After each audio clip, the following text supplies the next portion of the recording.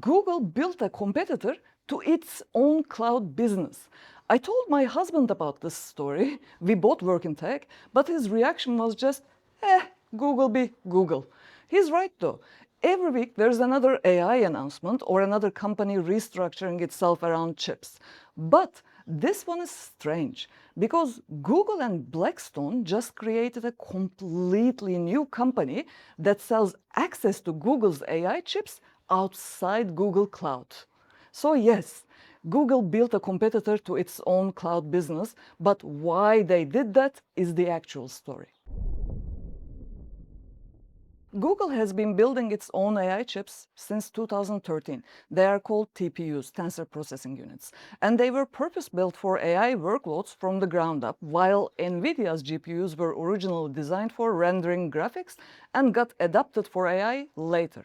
Google has been offering TPU access for external customers through Google Cloud since 2018. So that is 8 years of availability. And pretty much nobody outside Google used them, even though there is a strong performance case for TPUs. A former Google engineering lead said, TPUs ran certain AI workloads 5 times faster than comparable NVIDIA hardware. Customers who ran direct cost comparisons say TPUs delivered more compute per dollar at scale. And still, the market kept buying NVIDIA for one reason: CUDA. NVIDIA built CUDA, which is a software platform that lets developers program GPU hardware, and they spent 15 years making it the default language for AI engineering. Universities taught it, companies asked for it during hiring processes. Google, meanwhile, built their TPU ecosystem almost completely for internal use, which meant their software went in a different direction from where the rest of the industry had already settled. So even if TPUs performed better, switching was costly for the companies since they would have to retrain engineers and rewrite parts of their stack, which is a big risk in a competitive industry. By late 2025, Google launched an internal project to make TPUs compatible with PyTorch. That is the software most AI engineers already built with. And the actual problem was Google Cloud's own commercial structure on top of that hardware compatibility issue. Google Cloud competes with AWS and Azure for large enterprise customers. Those sales are for multi-year platform commitments with long procurement cycles. So you're buying into a cloud relationship, and honestly, you don't want to know how slow decisions go through corporate IT leadership. When a company is evaluating Google Cloud, they are evaluating everything at once. If they want to try TPUs on one specific workload, the commitment required to become a GCP customer is much larger than the commitment required to test a chip. So Google ended up in a strange position. They wanted their TPU product to be used everywhere, but it was trapped inside their bigger business. Now, fast forward to 2026, the separate company with Blackstone changed that. This is a new brand without the Google Cloud's broader procurement weight attached to it. The new company can make different offers and close deals that don't require a customer to rethink their whole cloud strategy first. So Blackstone puts in $5 billion in initial equity.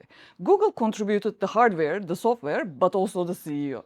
Pretty much everything running this new company came out of Google. Just the capital funding came from Blackstone. Google could have built this internally, made a separate sales entity, and kept full ownership. Instead, they brought in one of the largest private equity firms and handed them a $5 billion stake. Blackstone's interest here isn't complicated. If you look at what they have been doing for the past few years, you can see they have been broadly building exposure to AI infrastructure, like data centers.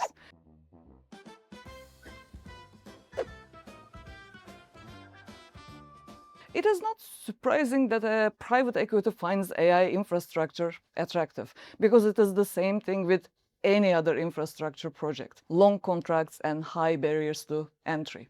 Blackstone just needs AI companies to keep spending crazy amounts of money on compute, which looks likely regardless of which specific hardware ends up winning. The infrastructure that carries the compute retains value either way. So Google and Blackstone are solving multiple problems with one structure. Google wants to pressure NVIDIA, and this way it also gets TPU adoption outside the limits of its own cloud business. Blackstone wants infrastructure-grade returns from the AI build-out without betting on any single company's product. The joint venture works because both sides benefit from the same outcome: more AI compute demand, without needing the other side's core business to win. And from Google's perspective, that is a really good deal. The TPU adoption war gets funded largely with someone else's capital. As for the regulatory part, the EU has already been examining Google Cloud's practices. This separate legal entity also gives them some distance if antitrust scrutiny around Google Cloud intensifies. I don't know if that was the primary motivation or a secondary benefit, but the structure happens to create that option because they can now say, we don't own that company. And sure, companies create joint ventures all the time. Blackstone invests in data centers and Google needs compute capacity. So they found terms that work for both sides. This could be just a regular infrastructure financing. I would probably agree with that if the new company had been structured as an extension of Google Cloud, but it wasn't.